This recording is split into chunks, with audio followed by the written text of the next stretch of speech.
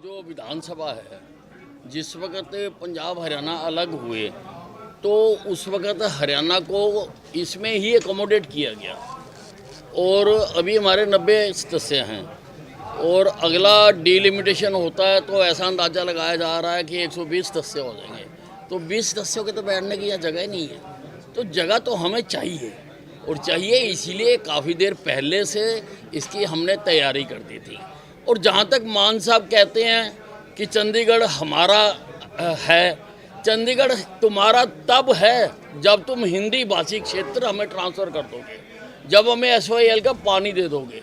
जब तक नहीं देते हो तब तक हमारा लिया ना इसके ऊपर, हम इस पे बैठे हुए हैं, तभी तक बैठे हुए हैं हम। जब आप जो एग्रीमेंट हुआ था उसको लागू ही नहीं करते तो चंडीगढ़ किस प्रकार से तुम्हारा। नहीं, ऐसा है पहले कुछ लोगों के बन नहीं पाते थे और वो घूमते रहते थे और कोई उनकी सुनवाई नहीं करता था।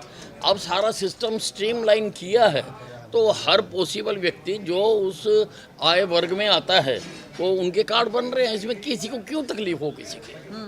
नहीं, पर एक डेटा भी तो सजेस्ट करता है ना कि सबसे ज्यादा जो BPL बिलो पॉवर्टी लाइन है वो हरियाणा में है। नहीं, जो है वो है उसमें।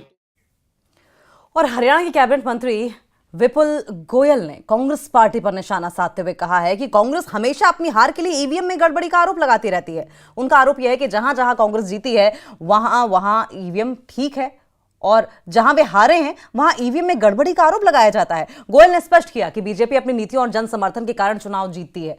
उन्होंने कहा कि बीजेपी की जीत का कारण बीजेपी की नीतियां हैं, बीजेपी को लोगों का समर्थन मिला है। वहीं विपुल गोयल ने हरियाणा में नए विधानसभा भवन की आवश्यकता पर जोर दिया है।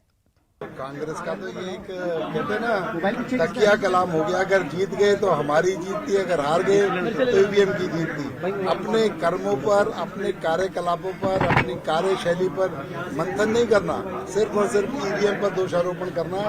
और EVM के बारे में इतनी इलेक्शन कमीशन ने कई सौ पेज की रिपोर्ट भी ने पेश कर दी, सारे तथ्य भी ने बता दिए।